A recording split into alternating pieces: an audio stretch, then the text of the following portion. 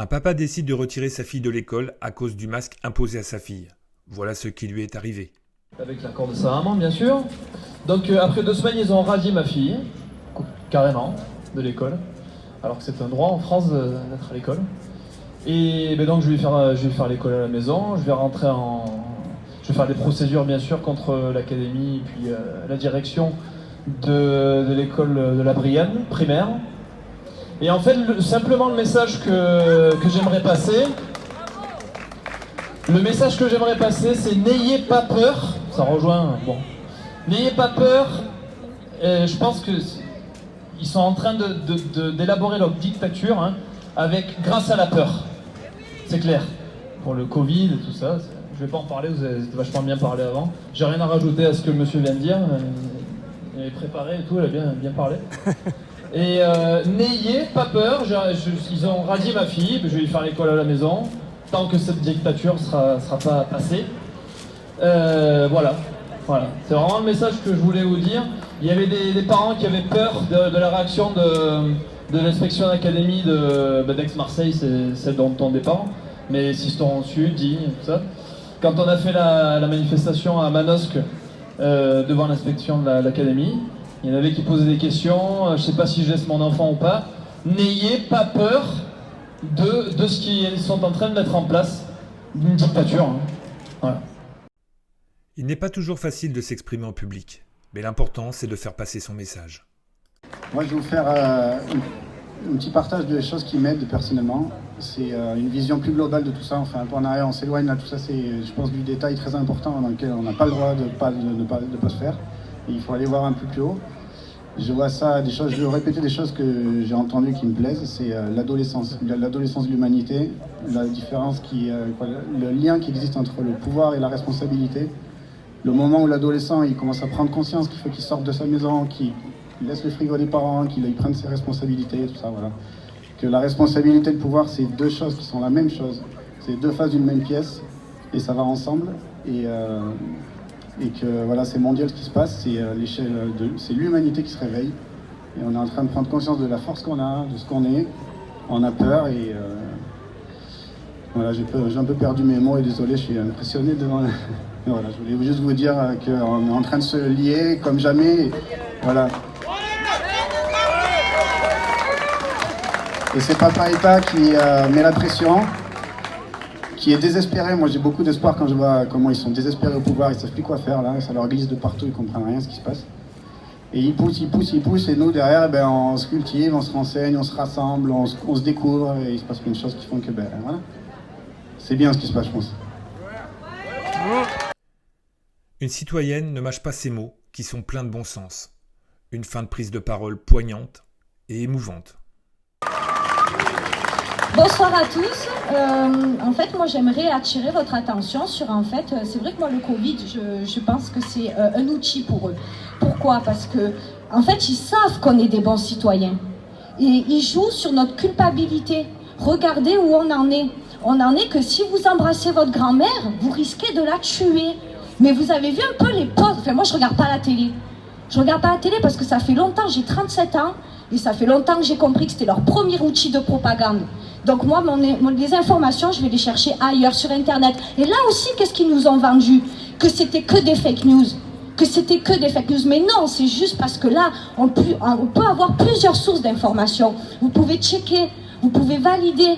Là, eux, c'est quoi leur source ? Ils se justifient jamais. C'est toujours eux, et c'est toujours notre faute. Là, le virus, mais d'où il sort ? En tout cas, c'est pas nous qu'on l'a envoyé. On ne sait pas d'où il sort, c'est sûrement un labo, enfin surtout certainement pas de la nature. Et c'est encore nous qu'on doit subir. C'est encore nous qu'on doit subir toutes leurs mesures liberticides, parce qu'on est en train de parler de ça. En fait, au-delà de la loi et de tout ça, on se bat pour quoi là ? Mais la liberté, voilà. Parce que nos enfants, dans quel monde ils vont vivre ? Voilà. Moi, j'ai ma petite fille, elle a 4 ans. Et même là, qu'il n'y a pas la distanciation, soi-disant, à l'école, mais ils leur mettent des chansons dans la tête en leur disant que leurs copains, il faut leur dire bonjour de loin, que sinon, ils les protègent pas. Mais où on va ? Les femmes qui accouchent, on leur met un masque alors qu'elles vont faire l'effort le plus dur, le plus beau de la terre, et on va leur mettre un masque. Mais où on va ? Et leurs petits bébés, quand ils sortent, ils voient leur maman masquée, leur père masqué. Alors qu'on sait, avec les études psychologiques, etc., de tous les experts, que l'enfant, qu'est-ce qu'il va regarder, vos yeux et votre bouche, c'est hyper important. Il s'assoit sur la sécurité, comme ça. Et là, quand on parle des enfants aussi, pour l'école, est-ce que vous pensez que les enfants de 6 ans, ils peuvent se concentrer sur les leçons, etc., quand ils sont en train de chercher des ressources supplémentaires pour lire sur le visage qu'ils ne voient pas de leur instituteur, pour leur apprendre la langue française, pour leur apprendre les émotions. Moi, ma fille, elle est censée apprendre les émotions à 4 ans avec une institut masquée. Voilà, non, mais je trouve ça inconcevable. Et donc, moi, ce que j'aimerais souligner, c'est que vous êtes des bons citoyens. Et ils appuient sur ça.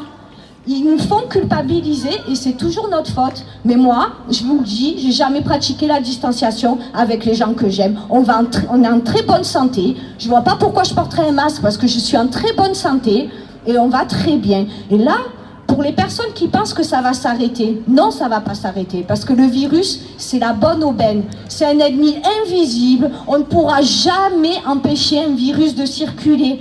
Il y a toujours eu des virus. Et d'ailleurs, je vous invite à faire vos propres recherches sur l'immunité.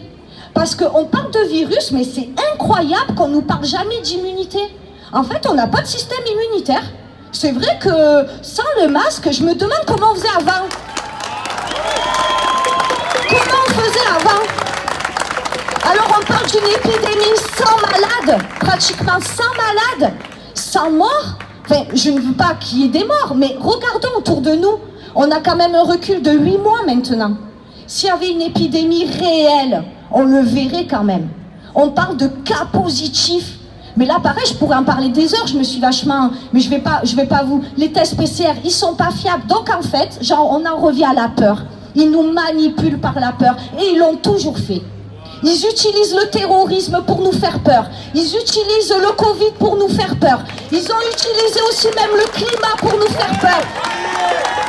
Et il ne faut pas avoir peur. Il faut qu'on soit ensemble. Il faut qu'on s'aime. L'amour, c'est le plus important. La famille.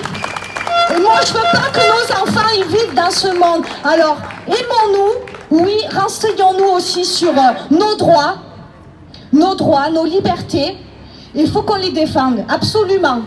Merci. Voici un message très court, mais très clair. Bon, ça va un peu souligner ce qu'elle vient de dire. Donc moi, j'ai pas l'impro comme elle l'a, donc j'ai écrit un petit truc. Alors, si vous payez les amendes, vous acceptez. Si vous faites les attestations pour sortir, vous acceptez. Si vous portez le masque, vous acceptez. Si vous restez chez vous, vous acceptez. Si vous refusez, vous acceptez de vivre. Le pouvoir, c'est vous et n'oubliez pas.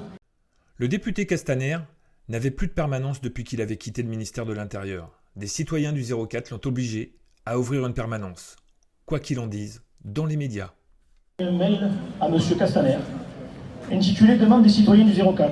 Monsieur le député, connaissant votre attachement indéfectible à la population des Alpes-de-Provence, à son bien-être, ainsi qu'à la justice sociale et aux principes de liberté, d'égalité et de fraternité qui cimentent notre nation, comme nous avons pu le constater à chaque instant tout au long de votre brillant passage au ministère de l'Intérieur, nous nous sommes étonnés de ne pas trouver l'adresse de votre permanence parlementaire qui permettait aux citoyens de votre circonscription de trouver en vous une oreille bienveillante et attentive à leurs préoccupations.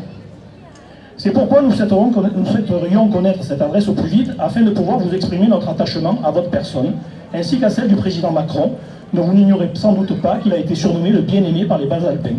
Infiniment reconnaissant de la bonté et la sagesse avec laquelle il dirige la nation, dans l'attente de votre réponse, nous sommes persuadés qu'elle sera rapide. Nous vous prions de croire à nos sentiments les plus démocratiques. Donc, vous ne serez pas étonné par le fait que nous n'ayons jamais reçu de réponse, n'est-ce pas?